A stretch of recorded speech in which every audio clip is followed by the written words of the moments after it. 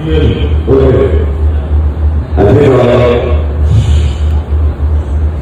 good people of Nigeria. Today, Verydarlackman was invited in Nigeria Bar Association conference. Today being 25th August 2026. You know why I'm mentioning this date?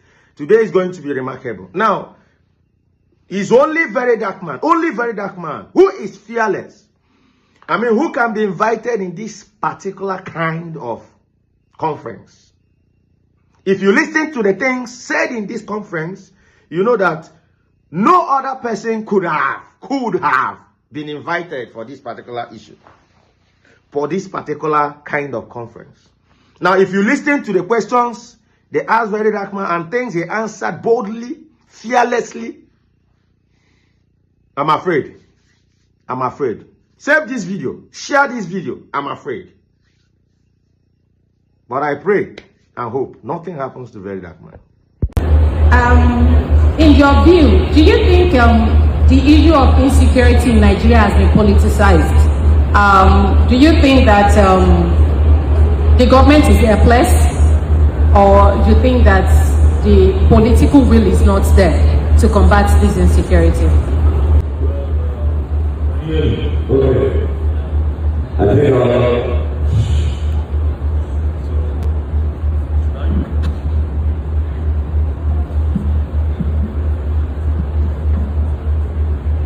All right, good day, ladies and gentlemen.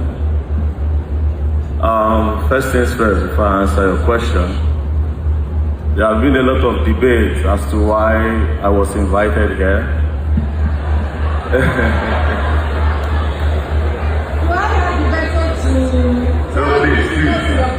Please, I'll come to the question, don't worry. You have 2 minutes. I will. You will use 1 minute. I promise. Hold on. You have many lawyers defending you against me. I'm part of you. You should be on my side. So there has been a lot of debate as to why Verydarlackman is invited. I am not here to teach you the law. I am here to share an experience. I'm pretty sure a lot of you that are debating did not look at the topic. It says known gunmen or unknown gunmen, right? This is not a topic of if I name my Lord, because a lot of your lords are being kidnapped. So this is not if I name, because your lords are being kidnapped. On the 26th of July, a judge was coming from Sokoto and he was kidnapped in KB. And then they released him after 1 week. Do you understand? So if we don't discuss about this topic and if I don't share my experience, it will not be if I name my Lord. It will be you joining your personal Lord and Savior. So you just have to listen, you know. So I'll share my experience now. Thank you very much. So talking about Yelwata, I was the first respondent there. When the killing happened, our conventional media, like AIT, NTA and the rest, they have become lazy and they have become really scared. So they don't really cover what happens, the result of this insecurity, or rather the result of these known gunmen. So that is why people like us will go there. And like I said, that is why I'm here. First of all, I was the respondent for Yelwata. I was also the first respondent when they killed, that one is the military men that did it, when they killed some women in Lamurde. They shot them, they knelt down, they sprayed them the bullets. I went there. I was also the first respondent when, the police were there before I came, but I was like the first person of the media that came. The bomb blast that happened on Saturday, they detonated one at Monday Market in Boronu, Post Office Junction and University of Maiduguri Teaching Hospital. I went there, I saw the people that were affected. Also, Angwan Rukuba in Jos, I also went there. Bokos, I also went there. I've seen people that have been affected by these unknown gunmen. I've seen blood, I've seen people burnt alive. So you just need to listen. Do you understand? Now, what happened in Yelwata is straight. I'll be straightforward. It was the Fulanis that attacked the people in Yelwata. Why? It was a retaliation for the Yelwata people. I think they killed the Fulani boy and his cow, and these people came back. Now, the thing that has been happening in Jos over the years thousands of people have lost their lives. Now, what has been happening is just simple. Farmers and herders strike. I've collected data, I've investigated. If the cows don't move, people don't die. If the cows don't move, people don't die. The Fulani people, you and I, when we see ourselves, we say, how are you doing? How is your family? They say, hello, how is your cow? How are the goats? You see, they value these things because this is their way of life. This is culture. This is their source of livelihood.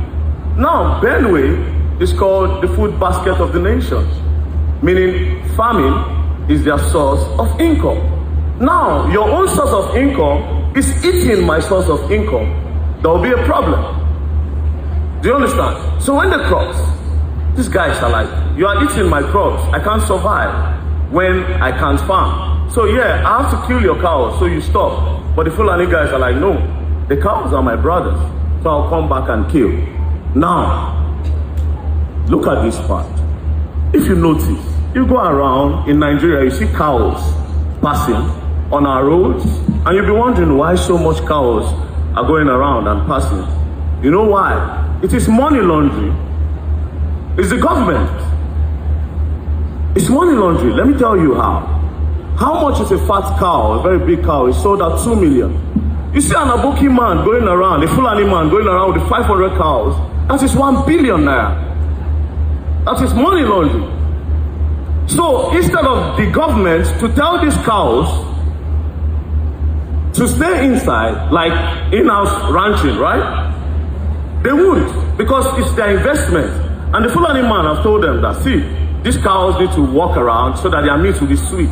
Or they have some sort of excuses that is giving them that reason to have their cows go around. So the government, they invest in these cows to the money that they've stolen, they put it in the cows. 500, you see 1,000 cows. If 500 cows is giving you 1 billion, or if it's so that, yes, 1 billion, 500, 1,000 is giving you 2 billion. I'm sure a lot of you have never thought about this before, have you? Exactly, and this is why I'm here, to tell you what it is.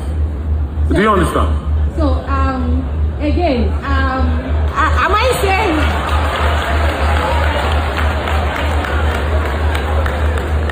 Do not take over the stage.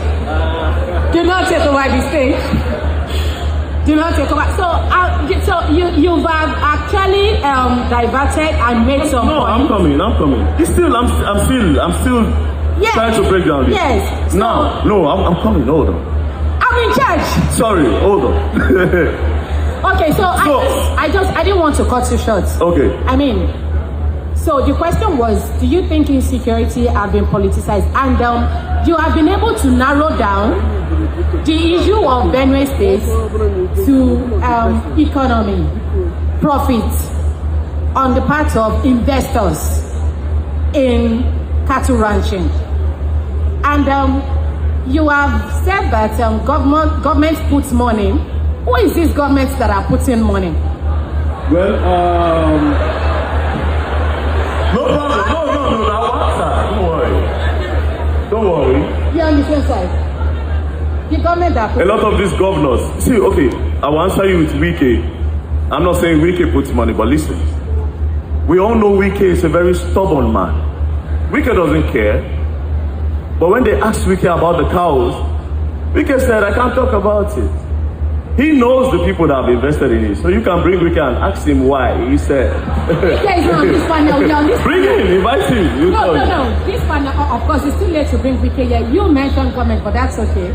You already told us who the government is, but so continue. Now, there are no unknown gunmen anywhere. They are the unknown gunmen. The military men are the unknown gunmen. The immigration, the customs, these guys are the unknown gunmen. Nobody else.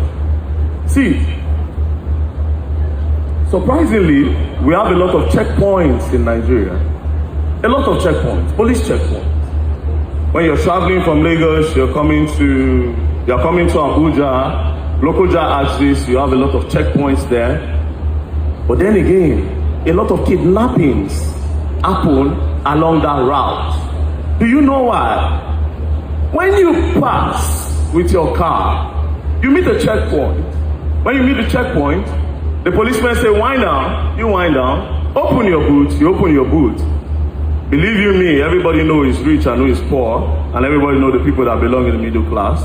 So when they look at you, okay, when you pass, they make those calls and say, the red Corolla, somebody is there that can pay.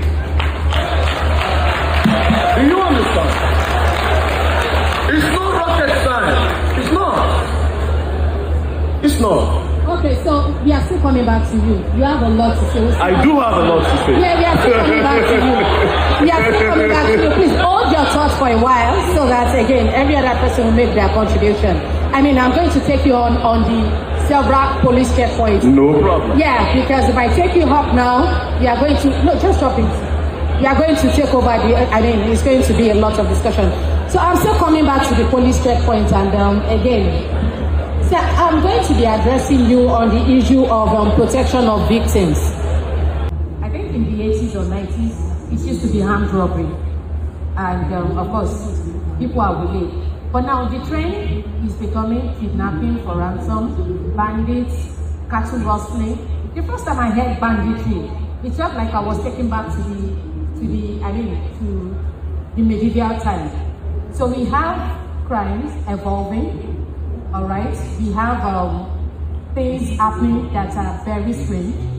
What do you think is the root of this insecurity? Because again, if we continue to have to say that, okay, we have insecurity here, if we don't nip it in the bud to go to the very root. Silk was talking about poverty, the issue of welfare, that they are pivotal to the widespread of insecurity. What do you think is actually the root of insecurity in Nigeria, particularly the widespread?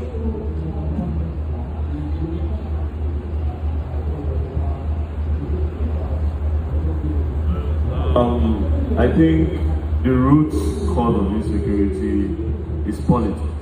The people that benefit from it are the cause of the insecurity. Now, who benefits from this? The government benefits. Everything is the government, trust me. Everything is the government. The government benefits, the police benefits, the military men benefits. Since insecurity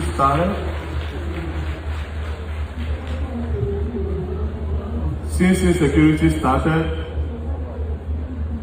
generals get higher pay. So are you saying that citizens don't benefit? You know, that is different dimensions.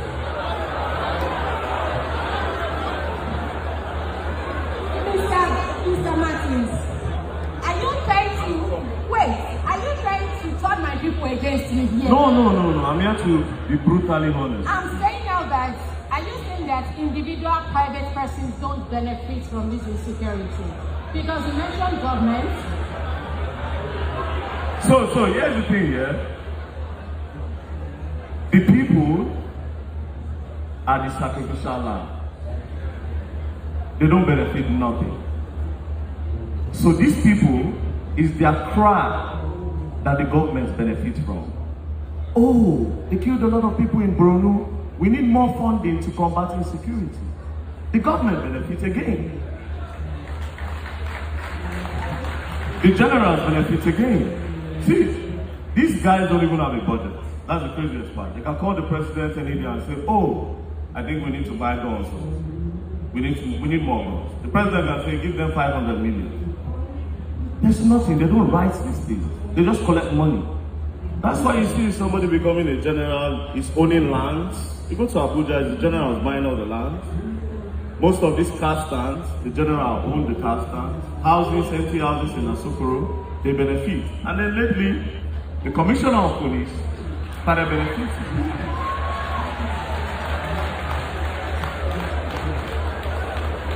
Like I said,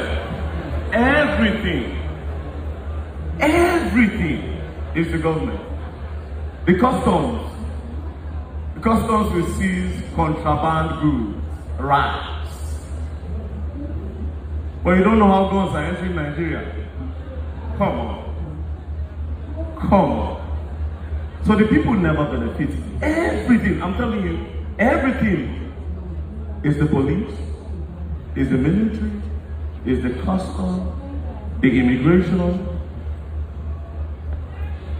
Everything is the government. Oh! Thank you. Again, you may be justifying your presence in this panel, maybe with the way you are getting a lot of approval from people. Oh yes, oh yes. All right, that's okay. I didn't. So, they need to make provisions for citizens, Nigerians, to protect themselves. Make it easy for us to get guns. Because right now, they are understaffed. They are understaffed. They can't really protect everybody. I mean, how many are they? The police, the military, they are not even up to 1 million, protecting over 200 million people. It's not even up to, is it up to 10%? No. About 500,000 police, 250,000 military personnel. You can't really protect the people. So we can't do without them. However, they need more people. And again, even these numbers that they have on ground, they don't even really take care of them. Do you understand? These numbers that they have on ground, there's no welfare for them. So they turn on us. Do you understand? So instead of really protecting us, they turn on us. So they give information to the bandits, like I said. They pass this information. They even rent their guns to them sometimes. Listen, you are paying me 150K a month, or let's say 250,000 naira a month.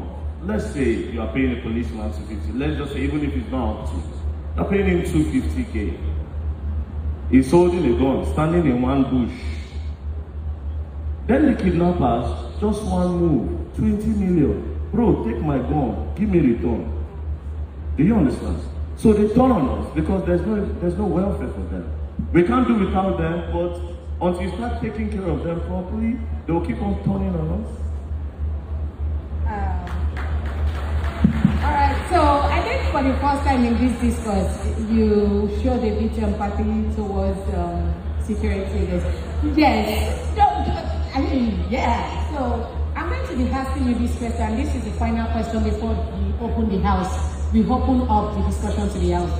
Do you think that improving the welfare of security agents could have a ripple effect in combating insecurity in Nigeria, sir?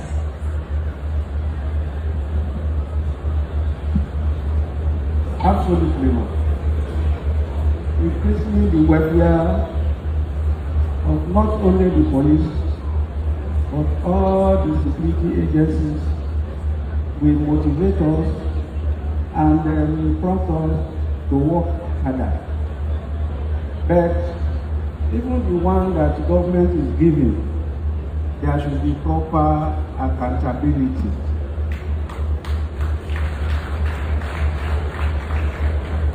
We don't want a situation where our procurement will be rooted in mystery, our welfare, insurance will not get down to us.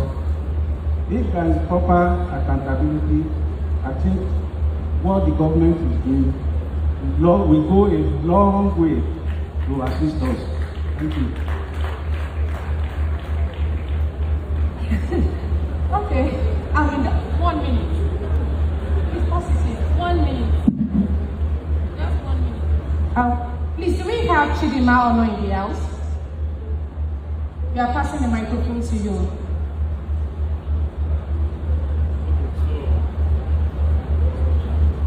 Okay, I would also like to share this part of an information. 1 minute. 1 minute, I promise. Start counting. Yeah. You see, the Fulani, are very important in the security of this country. Very, very important. They have a very good communication system. Their leaders can just make it just one call, and everybody will just be on the call. Nothing will happen. Their communication is really good, and the information will get to Niger, Mali, blah, blah, blah. Now let's say in Benue. The Fulanis in Benue don't attack the people in Benue. No, I'll come. I'm in this somewhere. The Fulanis in Benue don't attack the people in Benue. The Fulanis that come to attack are Fulanis from outside. There's a way this whole thing happens. Now, these guns you're talking about, this insecurity, there are only one ethnic group that knows the bushes more than everybody. The Fulanis. They know the bushes more than everybody because they can walk from Abuja to Lagos inside the bushes. While doing that, some corrupt government, they help transport guns in the bush. You see, a lot is going on that you people don't understand. The guns move from here to different states in Nigeria in the bushes. They also transport money in the bushes because they know the bushes more than everybody here. A lot is happening. I just want to open your eyes to this thing. Mind you, why are these people being used? I'm not telling you that the Fulanis are bad people. I'm telling you that a lot of them, large majority of them, are being used. Some of these kidnappings that happen in Edo State, you see Fulani man, you see the Fulani. It's not the Fulani man that kidnapped you. No. It's an Edo man that kidnapped you. But they bring a Fulani man and they show in the group, they say, just stay. If they call, answer. The Fulani man will just put his face there. The Edo man will collect. Understand this. You know why the Fulanis can do that? They are not educated. And also, they have nothing to do. These people don't buy cars. They don't buy AC. They don't buy land. They don't buy nothing. They are very dispensable. Their houses are here. Next thing they move from this place tomorrow, they go and put a hut there and they move. A lot. You say, oh, Fulani herdsmen. No, it's not. It's not. These are your neighbors. These are people that know the community using this guy. A lot is happening. But above all things is the government. I'm telling you. I wish I could say more, but... So, you seem to know so much about the intrigues in this. Maybe you should be taken up as a consultant to solve some of this. Are you now saying that it is the elites that are actually behind this insecurity, particularly the kidnapping? We answer, don't worry. I will answer. Don't worry, I will answer. Because you said that the foot soldiers don't know much. It's people like, I don't want to use you and I, that approach them to go and do that. Are you saying the elites are the one pushing the persons in the bottom of the society to commit this crime? Yes. Now let me break it down. Some parts in Nigeria where they do mining, they will contact these Fulani guys and say, oh, we discovered gold here. There's tin here, but you know, this community, they will not let us come. We are promising you a land for you to take care of your cows. Fulani man is like, okay, and we'll give you X, Y, Z. But those people need to live here. We are the government, we are giving that place to you. You just need to move them out. Then the Fulani goes there, pew, pew, pew, pew, pew. They give them the dog. Brrr. They dispose those people and then mining starts happening there. Zamfara, think about it. Mining. The people that benefit are the elites. You see, there's a whole chain. There's a whole chain. The civil defense protects a lot of mining sites in this country. The police protect a lot of mining sites in this country. Then the corrupt military. You see, the military are very, very corrupt. Very, very. Off your mic, Honorable, off your mic. Then the military too, they protect a lot of mining sites. But before you assess this place, because you don't want to build these communities where you discover these mineral resources, you just want to chase them out. Then you end up killing a lot of people. When I went to Bokos, we saw minerals on the ground, in bags.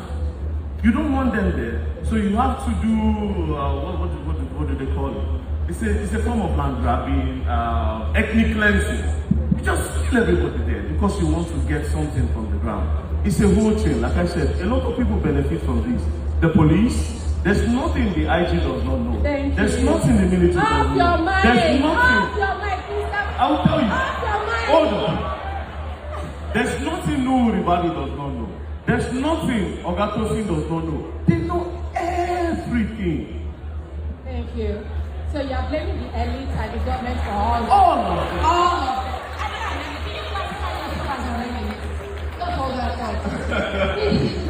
Please, can we pass the microphone to Chidima Ono? She has something to say. Please, if you have questions, almost everybody in the hall has questions.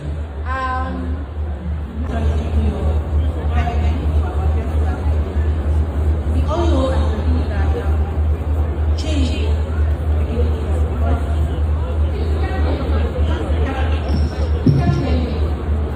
Okay, good morning. My name is Akitamba from MBA Kano branch. My question is directed to Vivian. I don't know your readiness to address that.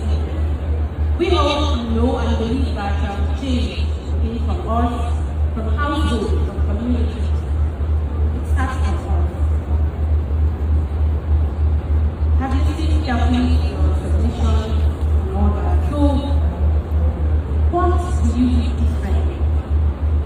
You found yourself today in a position to change the inefficiency of security challenges that we have in Nigeria, rather than blaming government. Thank you. We'll take all the questions as well. Please, can you make the microphone to the man on side there? Please, can you have our seats? The microphone will be passed to you. We do not want anything that will take us more than 1 minute. Okay, so before I answer the question, I would like to apologize to the Nigerian military. Maybe I generalized everything. Like you know what I was trying to say. So I will apologize if you took it out of context. But I'm sorry in between, yeah? I'm really, really sorry. Very, very sorry. So now I'll come back to the question. The lady said, what would you do differently? Unfortunately, I don't really have the power to do a lot. But my advice would be, caught in the act, you die in the act. When you're caught in the act, especially these people that they rehabilitate, caught in the act, you die in the act. If the military and the police want to help the country, kill them when you catch them before you take them to your office or whatever thing. Now let me tell you, wait, I'm coming, don't worry, I will tell you why. When you take somebody's right, you don't have rights anymore. You see, you've never thought about it like this. You were talking about human rights. If a Boko Haram man kills somebody, you have taken that person's right. You no longer deserve your rights. You should also be killed. That's just what I mean by caught in the act, you die in the act. Don't worry, I did not go to school like you guys. I'm talking from experience and what I will do. If somebody attacks me tomorrow, I'll kill you. Yeah, thank you. Thank you. So, to you, sir.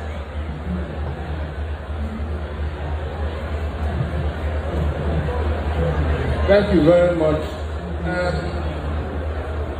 You see, you don't kill people innocently. Part of the insecurity in this country today is because Mohammed Yusuf was arrested, the leader of Boko Haram, was arrested by the military and handed over to the police alive, and the police killed him. His people went underground, and that is why you have Boko Haram today. And that is why we abhor extrajudicial killing. In response to my friend from the military, you see, the point is, we had a long period of military rule in this country, and a lot of things happened. It was a period where human rights were not recognized, the constitution was not in use, so they had grown to a system where there is no respect for human rights. However, we are now in a democracy, and the military is learning. They are doing well, but they need to do better. But the point we are making about walking in the bush or not walking in the bush is very clear. You know, the military in Nigeria or even the law enforcement agents generally, are used to highways, they are not bush. And that is why Boko Haram and ISWAP is prospering in the bush. Our officers that have lost their life in the bush is because they are not familiar with the bush struggle. They are not familiar. They are learning now. It is now that they are learning. And I hope they will improve. So that's the point. We are not saying that our officers are not trying. But the major casualty is because this is a terrain they have not been used to. It is the terrorism that is now making them to learn how to walk in the bush. If we perfect walking in the bush, using drones and things like that, we will have better results, and the results will come with time. Thank you. All right, thank you so much. I'm really sorry that we have to come to the end of this session. I know we have many questions to ask, but we are running out of time because there are only other sessions from coming up. We want to thank everyone and myself, the moderator, for this session. We thank our panelists, and we are going to the session of the presentation of the award. I hope I will not be embarrassing Professor Verydarlackman, Senior Advocate of Nigeria, to please come up to present the award. Professor Verydarlackman, the immediate casting of the Faculty of Law, University of Lagos, please come up and present the award to the Executive Secretary of the National Human Rights. Chief Dr. Anthony Okechukwu is a Senior Advocate.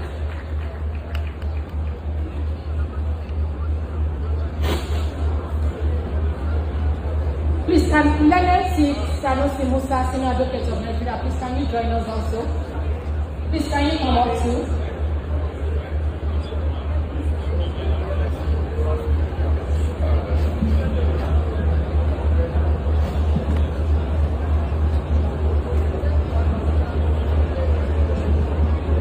Good morning, the President of the NBA, distinguished colleagues. It's a privilege for me to do this. My learned brother, sir, thank you for your intervention today. Thank you for your depth. And thank you for standing with the people in all your intervention. Congratulations. I present this to you on behalf of the NBA as a token of our appreciation. Congratulations.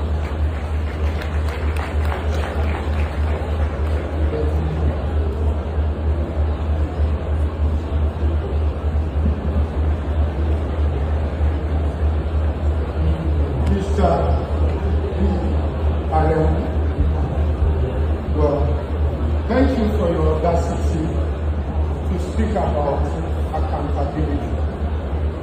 You won't wear this uniform forever, and then at the end of the day, you join the people.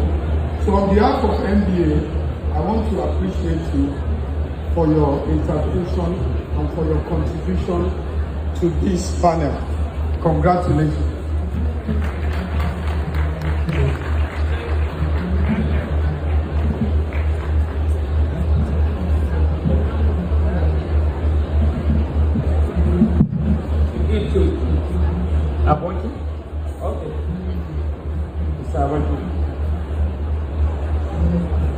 This is from the NBA. It says, with compliments of President of the Nigerian Bar Association. It's an appreciation of your contribution to this very important conference, 66th conference. And we thank you very much for what you have done. Thank you. Okay, will I say famous or notorious? Okay, on behalf of the President and members of the Nigeria, I present it's our to be here with us and share your own experience. But please, when you are attacked, don't kill. Report to the police. Thank you.